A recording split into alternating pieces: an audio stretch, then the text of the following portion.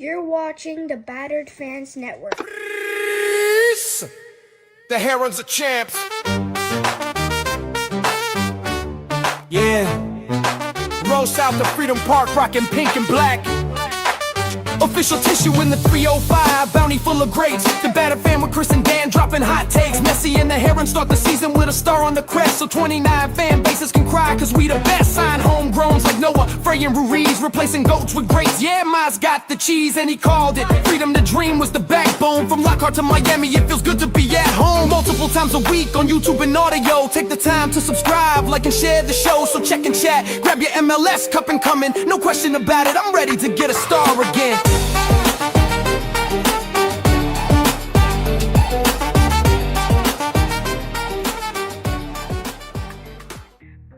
No question about it. I am ready to get hurt again.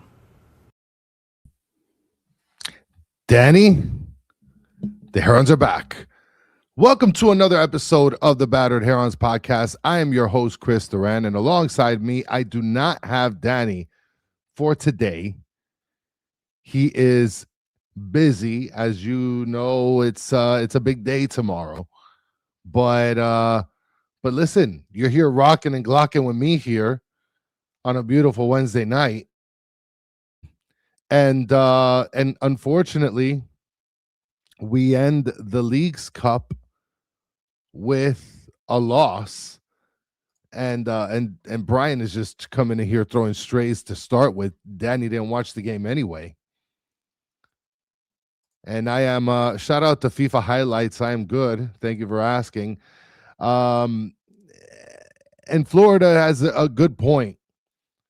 Florida Dad says, today's assembly of available players was ass. Hence why we lost. I mean, you can't say that because we have Messi on the bench, right? So in reality, because we had Messi on the bench, we can't really have like an ass bench, right? So, and shout out to World War One Goal, says Danny at school in the AM, no worries. Yeah, I mean, tomorrow, it's a big day in Miami-Dade County. Kids are going to school, and yeah, Mr. Krabs saying it's over, and yeah, I'm gonna say it, it's over. I mean, it's over for the League's Cup, right? For sure. No, Loner, I didn't put anything on Messi. I was actually saying that the bench wasn't ass because of Messi. So don't try to say that like I'm putting it on Messi, because I'm not putting it on Messi. And Minita is saying the whole team was off. And look, the fact of the matter is we all expected for Hoyos to rotate heavily, because this game was not really necessarily an important game in terms of like being able to make it into the League's Cup. Like, we had slim to none chances to be able to make it into the top four. MZ is saying here, new stadium is cursed. Listen, I really hope not, because to be perfectly honest, like, we still have the MLS Cup. I don't know if we're going to be playing that participation cup, that one game cup in that stadium. Mike V is saying the sky is falling, and also adding the second half was agua de perro. That's a beautiful reference. So, look, I have a lot of opinions about how some of the players played, but the fact of the matter is if I was to sort of encapsulate this game, I don't know how much I really cared. Like, in regards to the success or failure of the game, I think we would have not made the League's Cup. So I don't think that winning this game, or like investing the time and energy with like our top flight team, would have been the best idea. I mean, I understand, right? You're going to play your best players. You're going to give it your best shot. Rah, rah. But at the end of the day, I don't know. We lost the game previously. So I can't sit here and say, well, We could have had a good opportunity, but we couldn't. So Kalisayat is saying we are effing cooked. I mean, I'd love to know how you guys feel. And specifically, it's weird because you want to talk about the game and how you feel about the game, and then talk about Leagues Cup in general, right? Our performance in Leagues Cup and how this translates into the MLS season. Because in reality, this doesn't. I don't know how much this game lends itself to the regular season. I mean, unfortunately, we had a couple injuries, and it's not looking good. Like half of our team is sitting in a hospital right now. Half of them. So let's get started. Let's talk a little bit about the game. Okay. So we're talking about a Wednesday game. The vibes did not look great. There were a lot of empty seats. I imagine many people didn't go to the game because of the simple fact that people thought Messi wasn't going to play. And then last minute, everybody probably got super cheap tickets to get to the game because they saw Messi was on the bench. And it was a good show out later on in the game, considering that it was a Wednesday game the day before school. The loaner saying we had 5 players out. And MZ is mentioning a comment that I really want to talk about. I'm going to save this comment here, MZ. We're going to put a pin on this real quick. Casemiro loses the ball in the middle all the time. I'm going to have some opinions about Casemiro that I don't think you guys are going to like. And I don't know if I'm the only one. I don't think I'm the only one. And there's people that are mentioning other names. And shout out to Circus Fund giving us the info. $13 section 134, second row. That's insane. $13 for those tickets? I have a second row. I have second row tickets. And I wouldn't have sold mine for $13 a piece. So other than like the vibe and the ambiance and the filling of the stadium, I do want to excuse me, I do want to go ahead and get into the starting lineup, because obviously it was a couple surprises, not just in terms of the starting lineup, but also in regards to the bench. So here it is. I plopped it up. It's nothing fancy like what Danny does. But for those of you on audio, it doesn't matter because we do this all the time and you hear it. But for those of you on video, you're getting D+. You're getting C- work here, guys. And the last time I checked, C's get degrees. Okay? So we're starting off with Rocco Blocco in goal. You had the back four. Ian Frey started off at right back this time.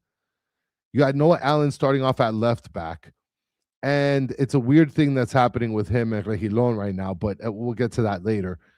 And then starting off at the center back pairing, we had Lujan making his return and Mikael. So I was actually pretty decently confident in the back line. So then we get to the midfield, and the midfield, the way that it was sort of structured was Rodrigo de Paul playing like a right mid, Yannick Bright and Casemiro playing like the double pivot, and then Segovia playing like a left mid. It molded into different things, sort of Segovia in the middle. I think Bright and Casemiro playing further back. And then up front, you got two kids out of the academy. You had Daniel Pinter and then Delanois. So Delanois, he ends up getting the start once again. And then again, like I mentioned, we do have the bench, which you had Regilon on the bench with Facundo Mura.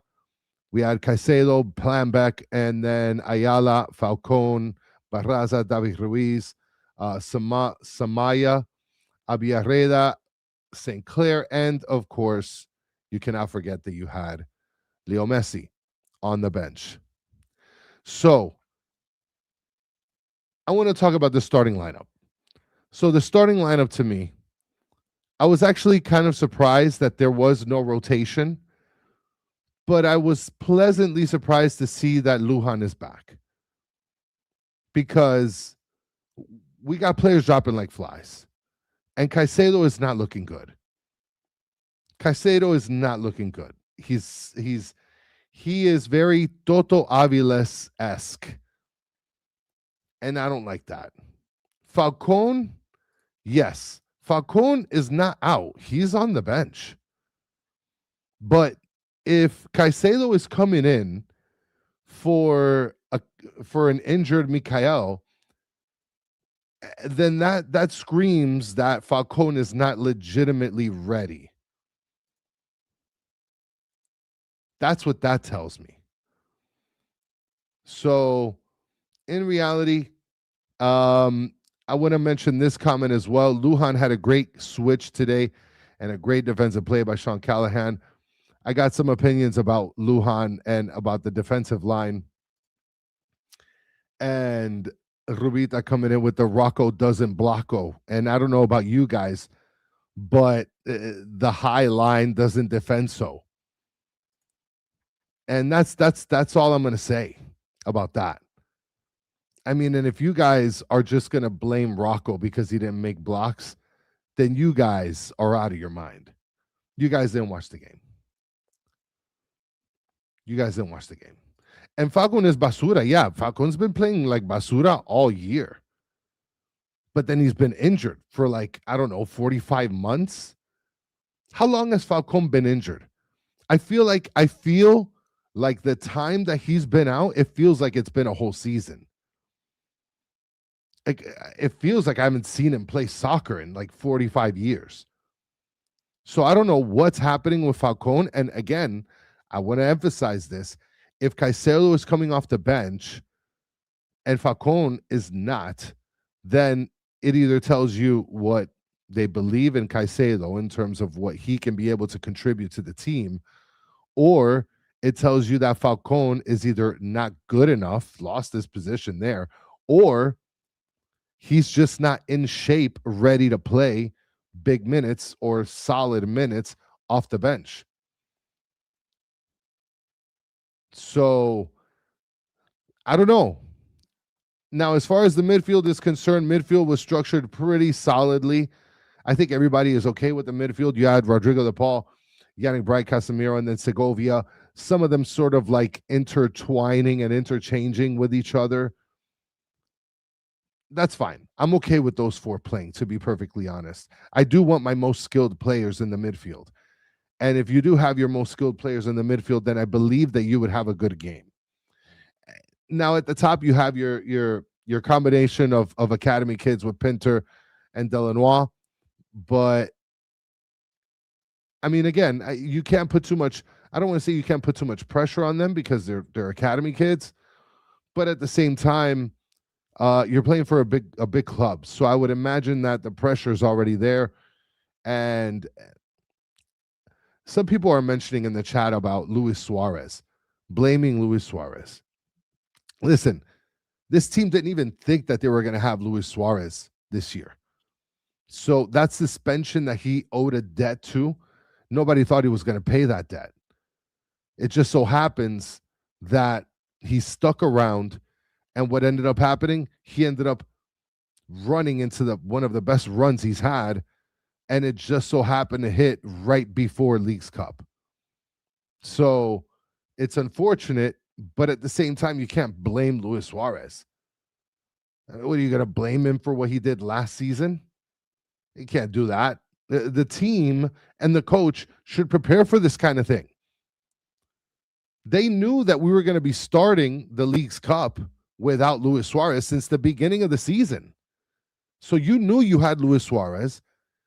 And if you knew you weren't going to have him for Leagues Cup, then I would imagine that you're going to prepare. Now, here is where the change happens, is Beterame gets injured. So obviously you don't have the next best option up. Xavier Pennies is missing Danny, asking, is Danny joining? No, he is not joining tonight.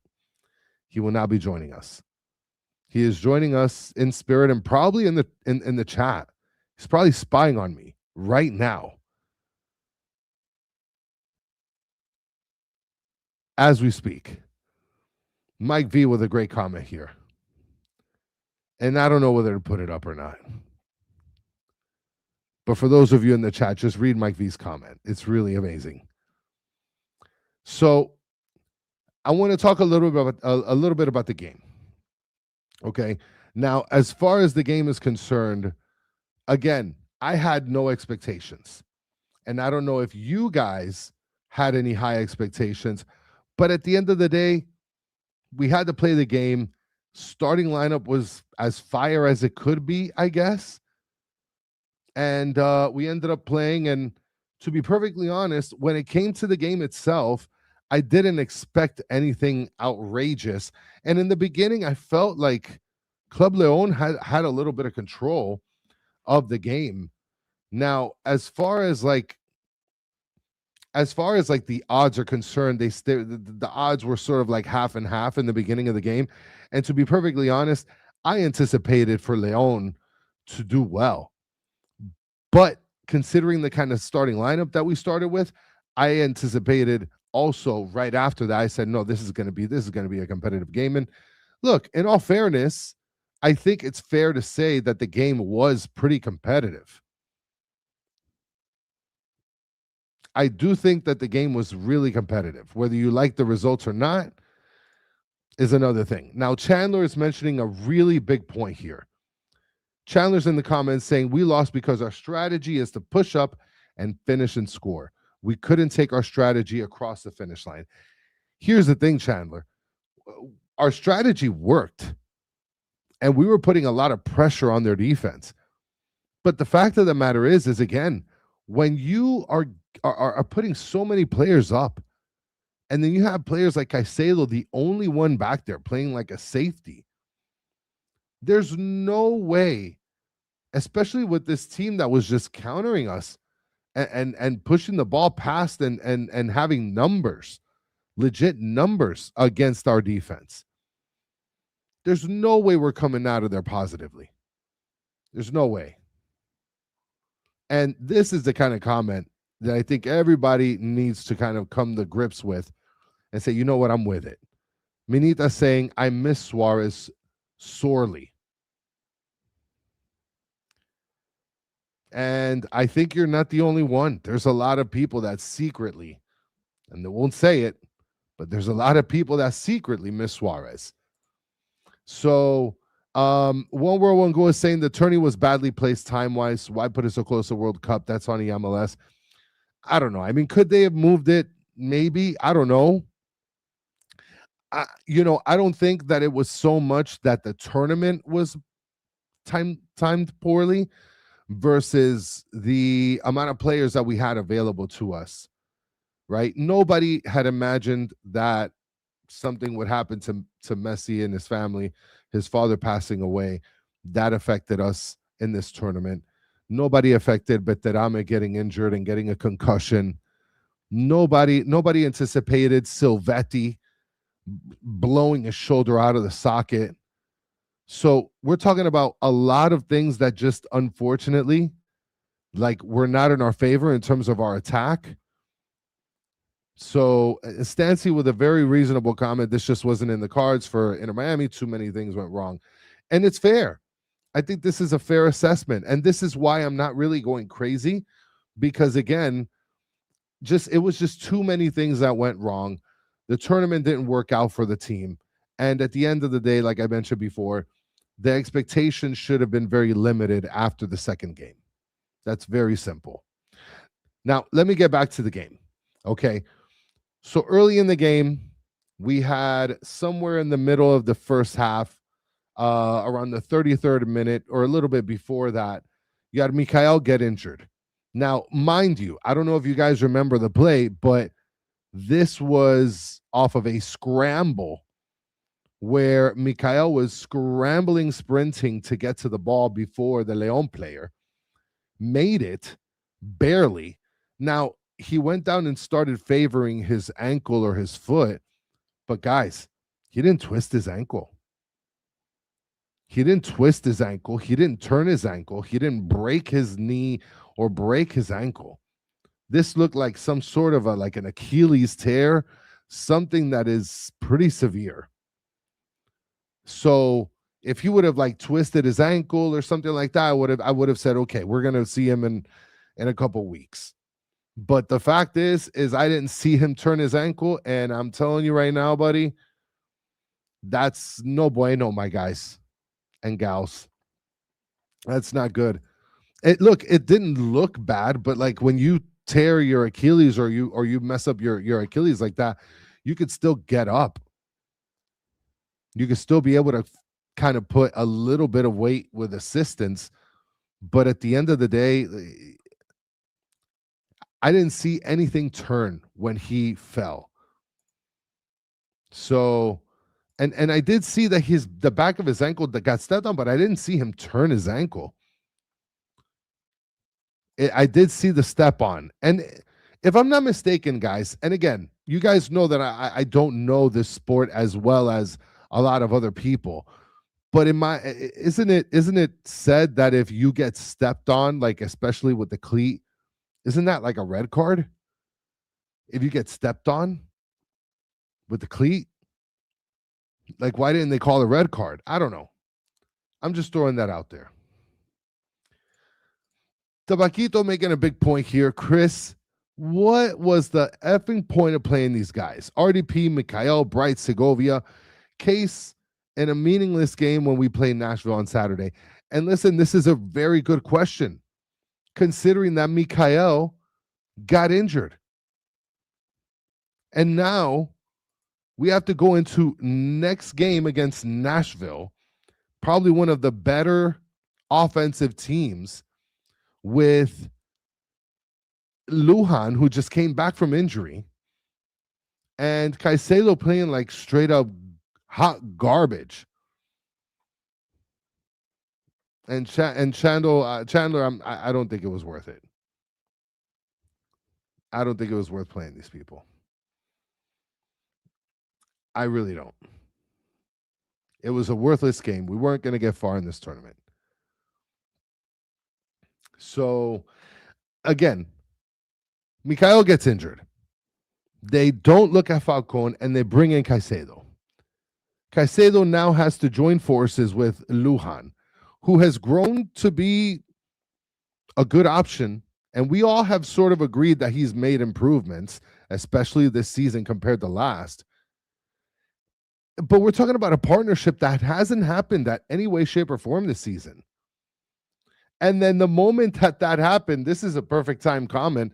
Kalisayet says, where is the GOAT Toto Aviles? That's the first thing that I thought of.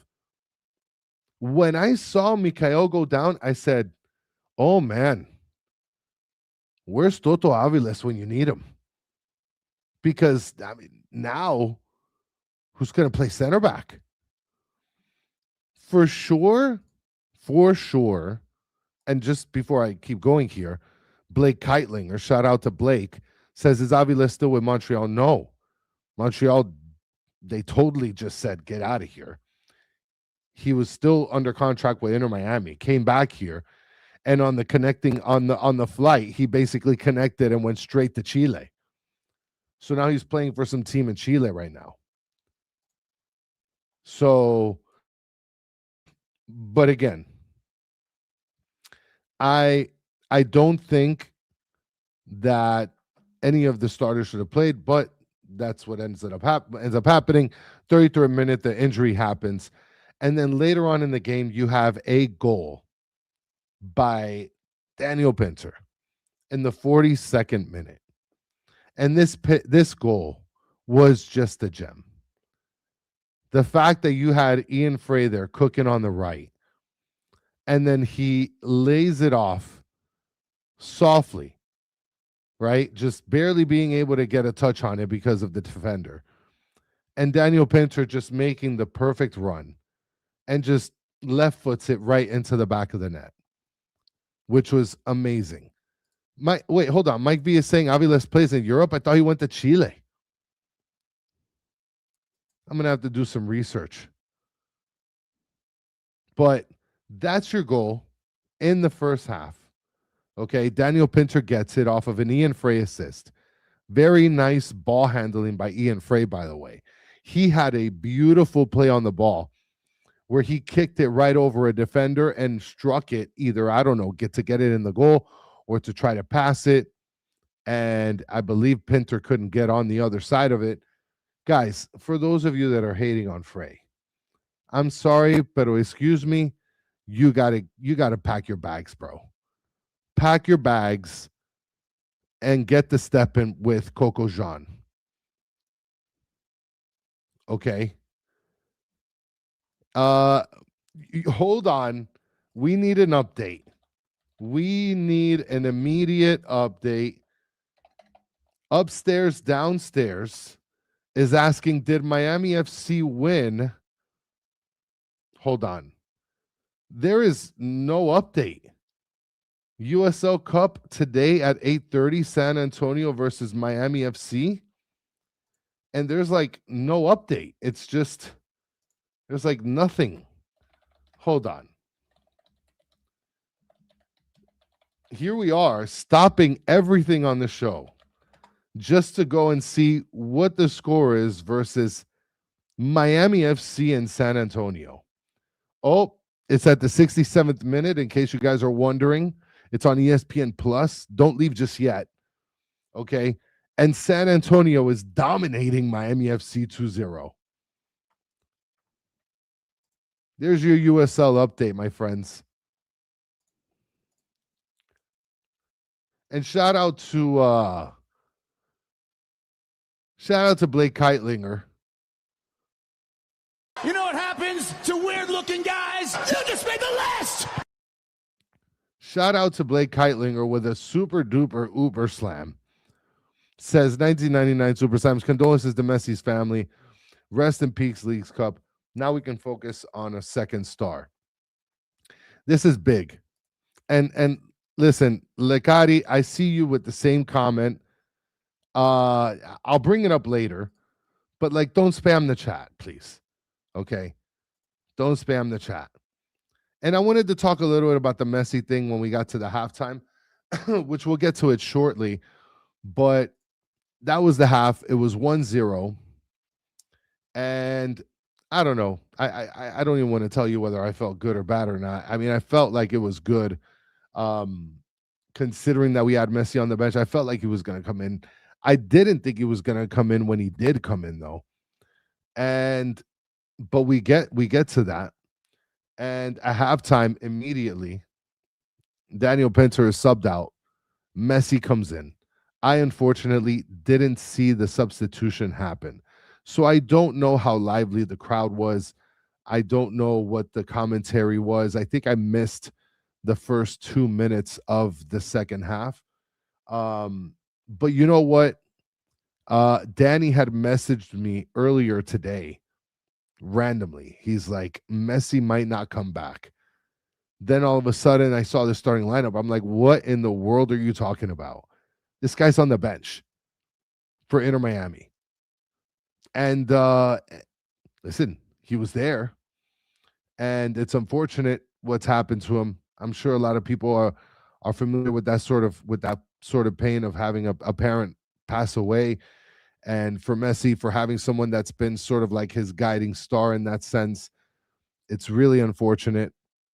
And, you know, there's a lot of stuff that's been going on online in terms of some quotes that he said or something. I don't know if it's true or not about, you know, how he wanted to play the last World Cup for his father and he wanted his father to be there and he couldn't be there. Look, at the end, in terms of like the relationship, I'm sure that was an amazing relationship. And unfortunately, he lost not just a father, but a friend and an important person in his life. And he ended up coming back to Miami. And I got to give him a lot of credit for that, because to recover from something like this, it's not easy. It's not easy at all. So I do think, you know, for him, I think internally it probably something that helps him to sort of maybe disconnect a little bit is playing a sport like football. I would imagine so. And I think he probably just logically thinks of it as something that his father would want him to do. So he comes off the bench. And later on, you end up getting a goal at the 50th minute, and this was Daniel Arquila. Now, if I'm not mistaken, and guys, help me out with this because I'm not 100% certain. But if I'm not mistaken, I think that the first goal was everybody was up in attack and there was a counter. And Caicedo was the only one back there playing defense. Is that the goal that I'm talking about? Am I on the right goal here? I don't have any replays or anything like that, but I do think that that was the goal. And Caicedo was the only one back. And I think Lujan tried to cut off the player that was coming down. He ended up kicking it over to a wide open Arcila, and Arcila ended up just putting it past Rocco on the near post. And Mike is asking a question: what's with the blue painter's tape behind you? Because I plan on painting this at some point. That blue tape has been on there. Guys, you know how I do things. That blue tape's been on there for like 2 weeks. Okay? It's been on there for 2 weeks. And no, I'm not painting upstairs, downstairs. I'm not painting my wall tonight. You know what's funny is that I was asked if I was going to paint my wall tonight. I'm not doing it. I'm not. Listen, you guys are lucky I'm on here. I should be asleep. This is bedtime. Okay? And World War I Goal is mentioning crowd went wild, replay it on Apple TV. And I think I will. Because I was kind of like sad that I missed that moment. Because I'm pretty sure that was a moment. And would you guys watch this? A show of me painting my wall? Would you watch? And you know what? I'm gonna just embarrass myself here. I'm just gonna leave the poll here.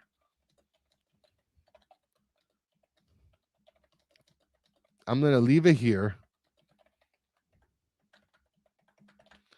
And then you guys vote. And then if you guys give me more yeses than no's, then I think I'll consider it. Okay. I'm going to go ahead and I'm going to put up the poll here. Would you guys watch an episode of me painting my wall? Stancy's asking, is Danny asleep? No. I think he's preparing for school. He's preparing for work. And you know, I actually thought about this upstairs, downstairs. That's why I kind of regret putting it so soon, because I know that it sticks. It sticks really badly if you leave it on there for a while and you don't pull it off. So, all right, let's keep going. So that's 1-1 at the 50th minute. 4 minutes later, Yannick Bright, okay, he ends up scoring a goal.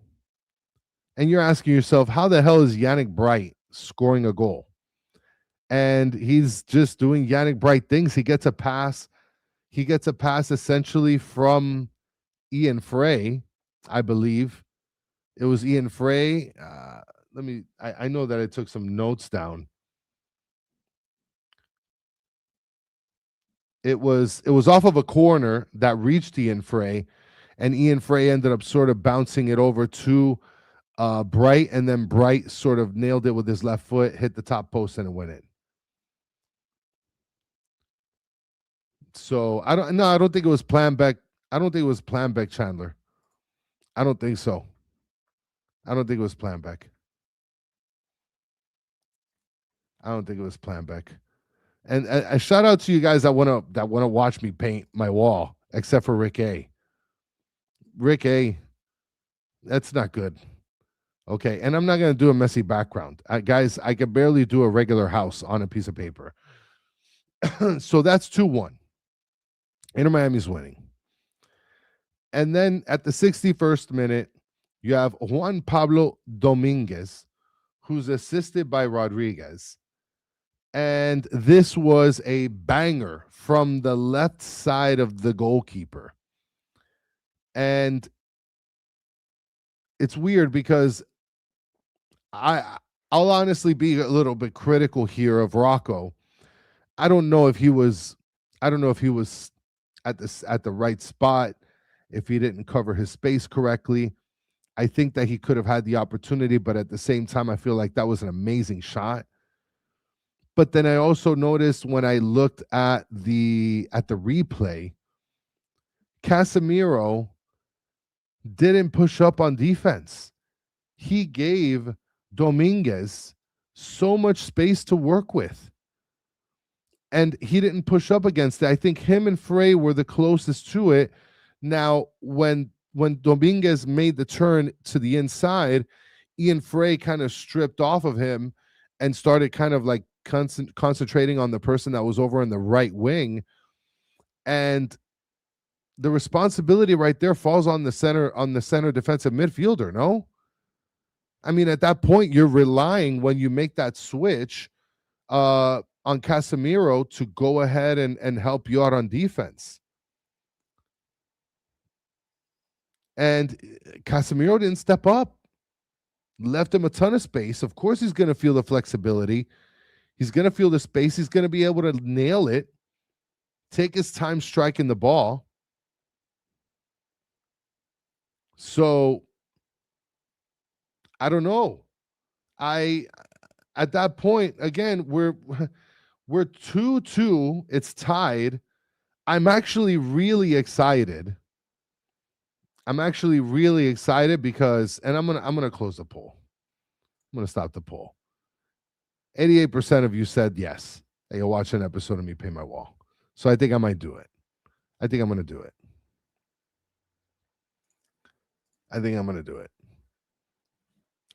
Now, I was excited after that goal. I'm not gonna lie, because I want penalties. That's what I want. I wanted penalties. I wanted to come onto the show. I wanted to play my Rocco Blocco intro.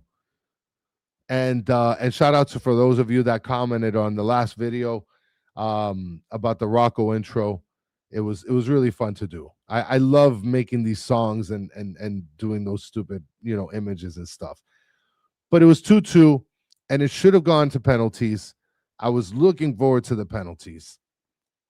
Later on, we have a couple substitutions. 64th minute, you have Noah Allen that gets subbed off for León. And you have Planbeck that comes in for Delanois.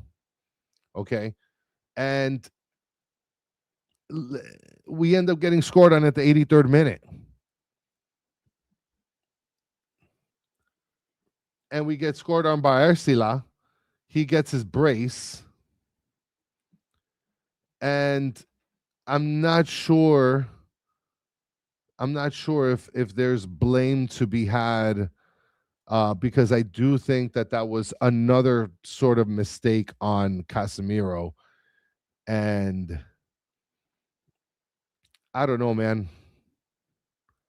I don't know. I'm gonna go ahead and he's a caca.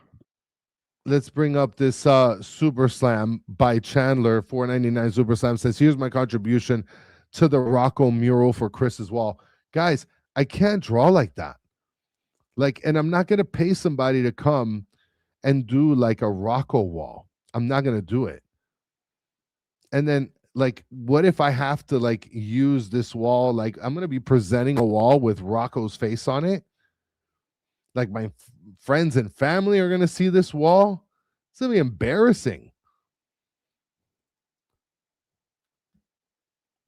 You can't see the poll, Cuban, because I took it away. I wiped it off of the screen. So we end up getting scored 83rd minute. They review it, and after they review it, they ended up finding that it was onside. Yannick Bright kept the player onside. Yannick Bright was all the way on the left side of the field. And I can't blame Yannick Bright. He's not looking back. He's not looking at where the last man is. He's paying attention to the player in front of him. Now, should he have paid attention? I don't know. I mean, I guess. But I think that there should have been a better defensive output in that situation. And I think Caicedo played straight up garbage. Straight up.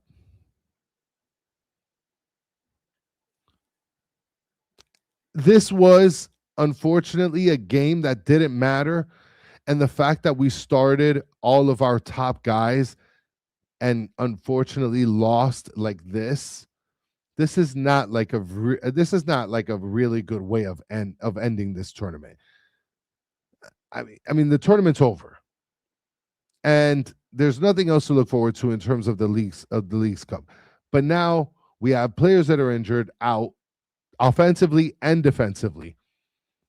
And now we are down to bare bones defenders. Luckily, we're going to be able to get Luis Suarez back in the regular season. So I'm pretty sure Delanois' time is over. I'm sure Pinter is still going to start. But Delanois, I'm pretty sure he's not going to have any more time.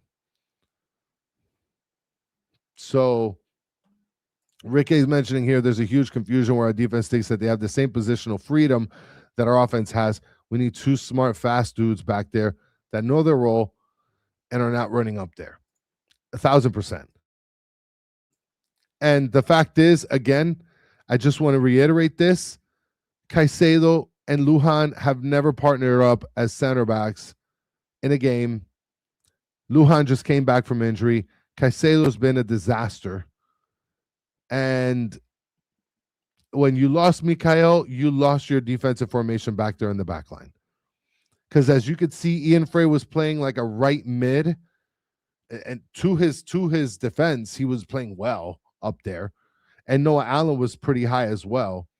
So a lot of responsibility was left on the center back position pairing. And unfortunately, your best center back and more experienced center back and the center back that's been the best out of any center back tandem is injured now. So let's get to some of the awards. Okay. We're going to get to players, and I'm going to bring up the starting lineup once again because I like this game. Okay. So I'm going to go ahead and I'm going to bring up the starting lineup, and we're going to go with people that impressed me. Okay. So who surprised me in this game? Out of the starting lineup, again, I'm not going to go through the bench because we don't do that. We're just going to go with the starting lineup. And the people that surprised me, and unfortunately, he was part of the defensive back line, but he impressed me on his return. Gonzalo Lujan. Gonzalo Lujan just came back from injury, and it was a pretty serious one that he came back from. He, to me, played very well.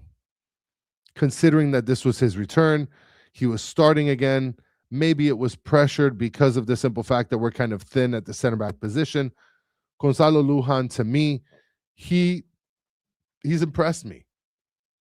So I'm going to give him credit where credit is due. And yes, Ricky, again, the moment that we lost Mikhail, we lost our shape. Ricky is here mentioning Lujan was the reason for the first goal. 1,000%. But everybody was pushed up. The only person that was back was Caicedo. So he is the one, if I'm not mistaken, on the replay that cut off the player that was bringing the ball down, right? So he made it back. He just didn't make it back on time.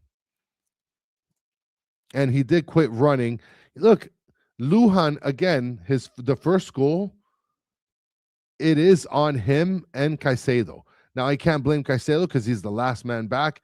And he's got too many people to defend at that point.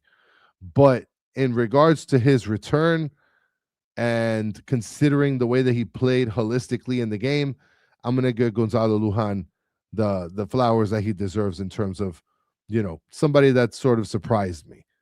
And the other player that I guess I could say surprised me, and I usually don't do two players, but just for, going over some extra things, I think that Ian Frey impressed me as well.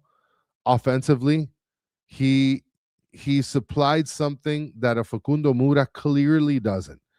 Like, for those of you that are Mura fans over Ian Frey fans, you guys cannot deny that Ian Frey is a player that brings an offensive side that we need, to be perfectly honest. And on top of that, still plays pretty good defensively when necessary. And if you guys are going to still ride the Facundo Mura train, you guys can get out of here. Now, as far as que pena.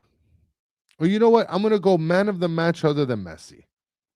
We're going to start off with that. We'll end with the que pena award. Now, the que pena award, I'm gonna leave that for last. I'm gonna go with the man of the match other than Messi. And the man of the match other than Messi, I think I'm gonna have to go in this case with I'm gonna go with Rodrigo de Paul. Okay, Rodrigo de Paul and Yannick Bright. Those two are my men of the match. Now, Rodrigo de Paul did end up sort of dying out in the first goal as well. In my opinion, the first goal was collectively, honestly, a terrible recovery for the entire team. Yannick Bright deserves man of the match more than Rodrigo de Paul, and not just because he had a goal, but he was a menace on defense. And look, I'm not the only one that's saying this. Look, Chandler's saying it. Look, David is saying that RDP quit on the run back. And David Major said Delanois looked pretty good. Yeah, I mean, I could have done without like the attempt at like a bicycle kick in the beginning of the game, for sure. I could have gone without that. Yeah, I definitely could have, but I don't know. He was getting cocky in the beginning of the game. I like the confidence. I think that you can adore the confidence a little bit. And RDP, look, I'm not going to say that RDP is the worst this game. He did okay. Like, I still think that if you're a DP player, okay, that you need to be better. But in this game, RDP wasn't bad. And I do think that he didn't make too many critical errors. Que pena equals Chris's wall, according to David Major. So there goes that. And then I'm going to go to the que penas. Okay, and the que penas that I got, guys, is since he didn't start, I can't give it to Caicedo, but if he did, I would have. But Casemiro gets my que pena of the match. Casemiro, I don't know the stats on him, and I'll look it up shortly when I get to the FOT mob thing. But he's just not doing it for me. Defensively, he's not doing it. Offensively, I felt like I saw him turn the ball over like crazy. I imagine with the amount of times that he touched the ball and he passed the ball, I'm pretty sure that his passing percentage is probably nice. But like when he loses the ball, it's so crazy because he doesn't just lose the ball and then it's like recovered by our team. No, he loses the ball and it's like for an immediate counter. I can't be able to support that. AJ, we can't do this. We can't do the let's vote a poll for Chris's wall. I already picked out the color. In reality, I'm going to be painting it black, but green is one of my favorite colors, like hunter green. And I was born in May, so I'm a Taurus, and I love that green, the emerald green. And I have green, so I'm considering painting it green because I'm going to put some like wood boards back here and like display stuff. Since you guys are like, oh, Chris, you don't do anything with your wall. I'm going to be doing stuff to the wall. Okay, so we're not doing the pick your color. Okay, we're not doing that. Now I'm gonna go to the FOT mob. Okay, I am gonna go. I'm thinking about doing Black Illuminati, but I don't know. It depends on the kind of stuff that I end up putting on. We're gonna do FOT mob, Inter Miami. We're going to be doing the Inter Miami FOT mob, and we're going to look at some of the stats here. Now, as far as the game goes, I'm going to make my guesses of who got the highest and lowest, and I'm not going to look at your comments here. No, I'm not going to do it pink. I'm not going to do it pink. That would be cool though. If I were to do like black and pink back there, that would be really sick. Oh, and this is a good and interesting thing. Rico de la Vega says green colored walls increases mental illness. Very interesting. Would have never thought that. Is that factual? I'm gonna look that up because I really do have the green paint. So I think that the worst player here is going to be Casemiro. I think the worst player is going to be Casemiro. And I'm talking about the starting lineup only. Now, as far as the best player is concerned, and usually we pick, players that don't have an assist, don't have a goal. So I can't pick Yannick Bright, I can't pick Pinter, and I can't pick Ian Frey. I think the best player out of everyone else, I'm probably going to have to give it to Rodrigo de Paul. So Rodrigo de Paul gets my, I guess, what I'm imagined to be Foot Mob's best score. And then Casemiro will get Foot Mob's worst score. And as I go ahead and I pull this up here, worst score of the entire team. That's not fair. Mikhail had 6.1. I mean, but he got injured at the 33rd minute and they took him off. That's not fair. I'm not going to give him the worst score. That's not fair at all. Casemiro actually had a 6.9, by the way, in case you guys aren't following. I'll go ahead and I'll let you know. There's actually 1, 2, 3, 4 players that got worse scores than Casemiro, surprisingly. I mean, I guess that the amount of times you get the ball and pass the ball has to make a difference in your score. Like just because you complete enough passes. For those of you that love Dane St. Clair like Danny does, you guys are going to be like pig and shit right now because Rocco Rios Novo got the worst score. He got 6.2. So go ahead and sit in that, guys. And then the best score without having an assist, without having a goal is, wow, it is not Rodrigo de Paul. Rodrigo de Paul has a 7.2. And the Segovia has a 7.6. Huh? Who would have thought Segovia would have had a better score than Rodrigo de Paul? Wow, Emzer, MZ, I don't know if I appreciate this comment. You're mentioning that Segovia looks like he's running in slow motion. Like, I don't know if you guys see when he has the ball, like he is so tactical. He's not like a run and gun kind of guy. Like he handles the ball very closely. He's very observant, like a point guard in basketball. Like he's very observant of who's around him, the bodies around him. He kind of strays off to the side away from the defender to kind of give himself separation. I honestly love the way that Segovia plays. Like, I don't know, man. I mean, he's not fast. I'll agree with you there. He's not like a pacey player. But you know what? I will take a player that's a little slower than like super pace, but more intelligent with the ball versus a guy who is pacey as hell and is not good with the ball.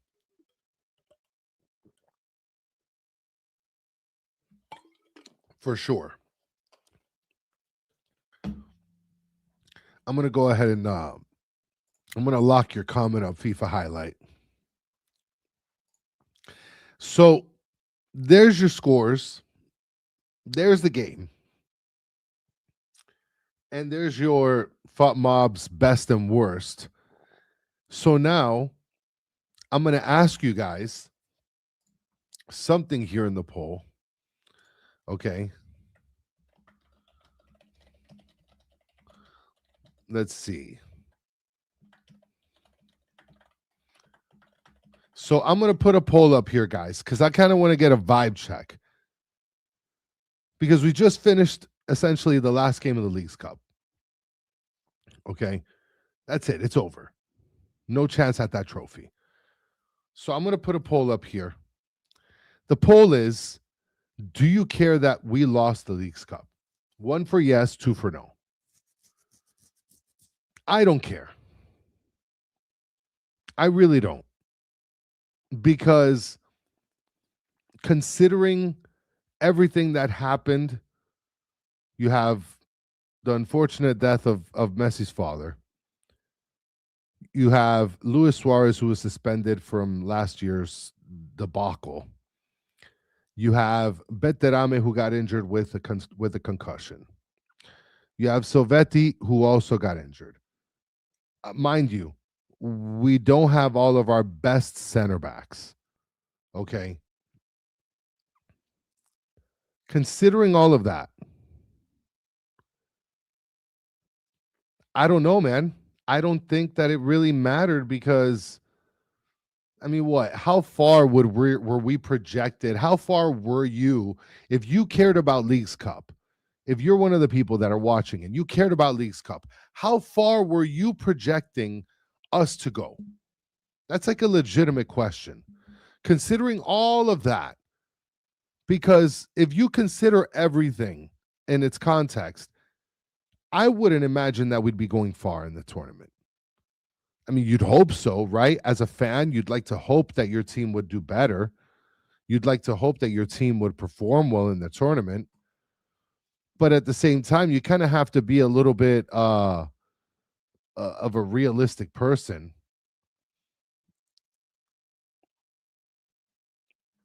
Octavio's mentioning the problem is the defense. Francisco saying Miami doesn't have center backs. MZ saying half of the first team's out. So, like, this lends itself to kind of not caring. Now, David's mentioning a good point here. Yes, I care. A trophy is a trophy. Warranted. 1,000%. It is a trophy. It is a trophy that we've won in the past, but it is an additional trophy, right? So you do get some points there. Okay. And I don't want to go this way either, upstairs, downstairs, that it's a Mickey Mouse trophy. I don't think it's a Mickey Mouse trophy. I think players compete and it's a competition. And I think it's fair to say that players want to compete for whatever is available. But in terms of where we stand, and especially where we stand now, considering that we just lost, I really don't care. I really don't know how much I care about us losing this game. I mean, does it suck? Yeah. But if we would have won the Leagues Cup and not won the Supporter Shield later and not won MLS Cup later, everybody would say it's over. Everybody would say that. I'm going to go ahead and close the poll here. So according to you guys, 75% says you don't care, and 25% says yes, you do care. And David is mentioning that coaching is the problem.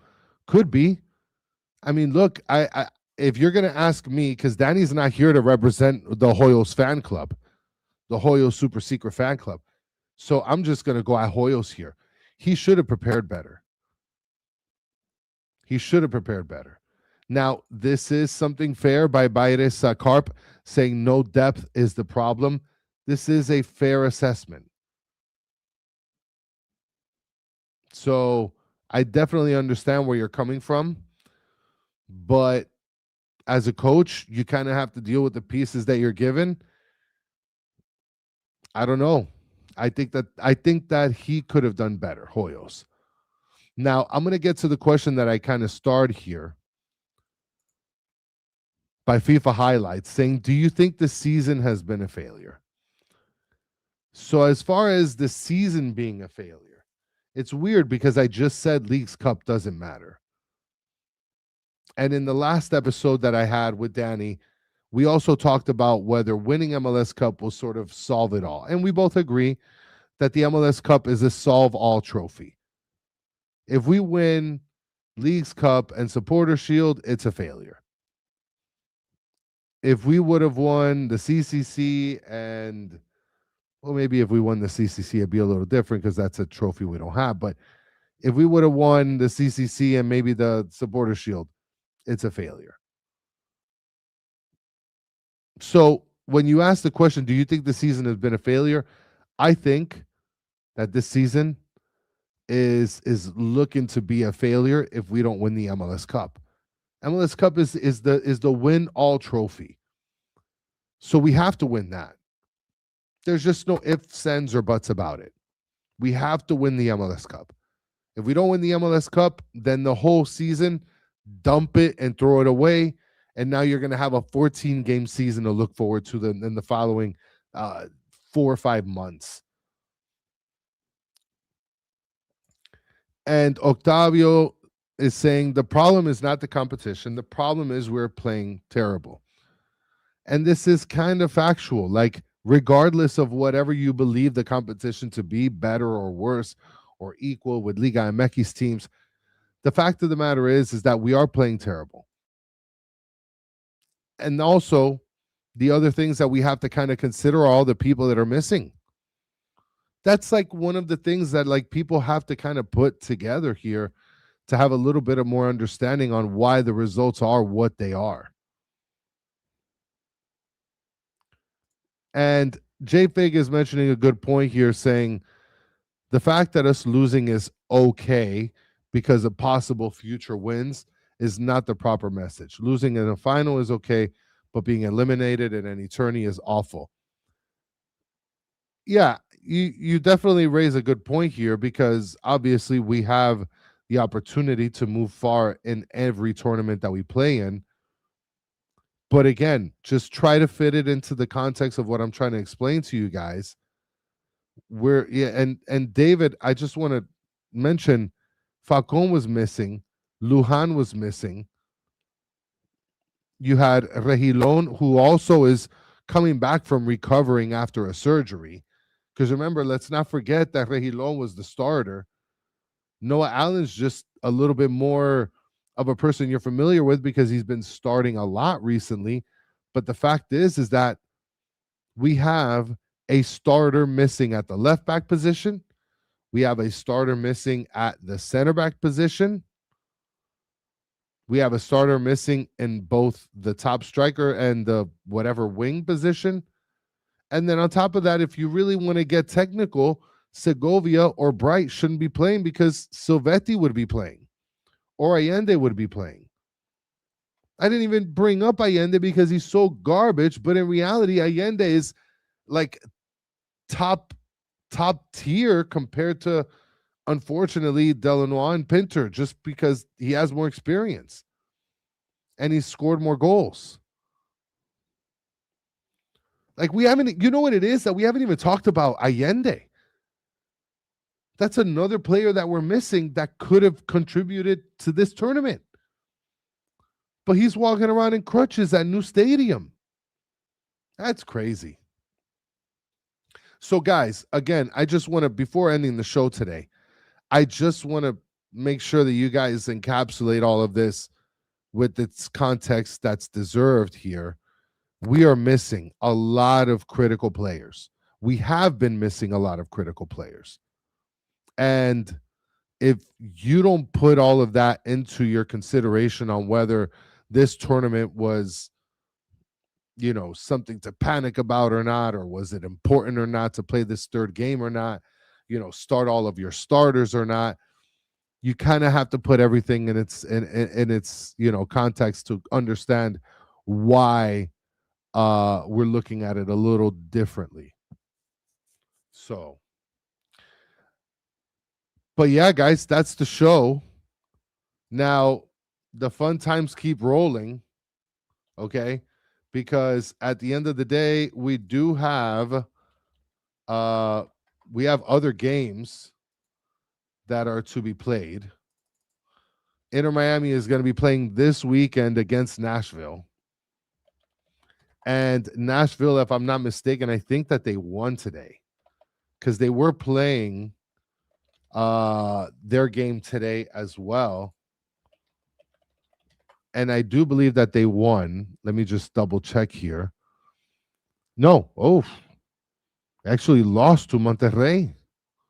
Oh, so Monterrey, then they must have bought their ticket in. Let's see. Let's look at the League's Cup standings. Let's see who ended up making the top. Oh, Monterrey made it at the 4th spot. I think there's games pending that can probably knock them out potentially, because Toluca, they could potentially win and possibly be in. They'd have to score a couple more goals.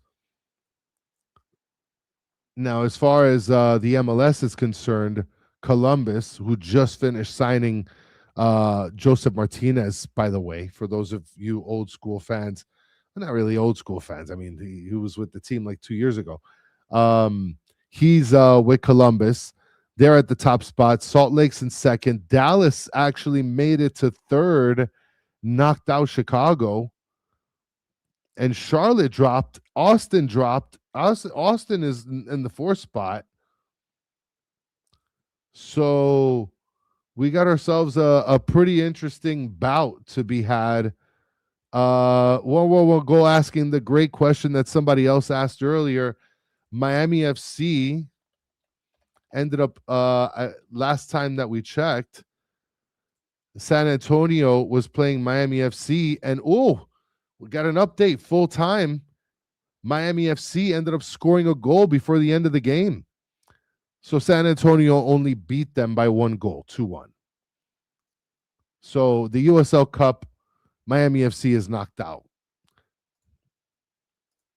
And shout out to Tori Yang, Tori Yang for becoming a YouTube member. Guys, it's amazing to have you guys support the show in any way possible. I definitely appreciate it. I know Danny does too. Him and his wife work very hard on the website. Guys, go check them out, batterfans.com, so you can buy merch and buy hats and cups. It's all cute and it's nice. And however you guys want to support the show, whether it's hanging out with us in the chat, kicking it with us on Discord, contributing as a member or super slams, all of that is amazing.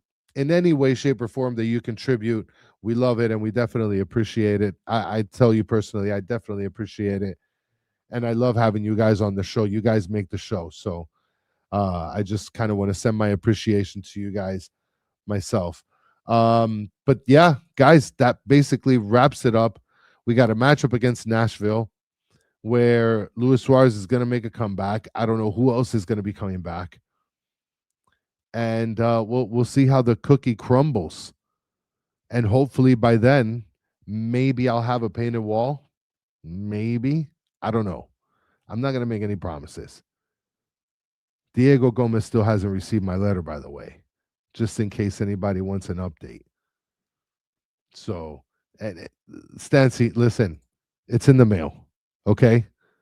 For those of you on audio, you're going to have to come at the 1 hour and 8th minute of the video, and you're going to have to see Stancy's comment here to understand the reference that I'm making when I say it's in the mail, okay? So, again, it is what it is. We ended up losing. No more Leagues Cup fun for us.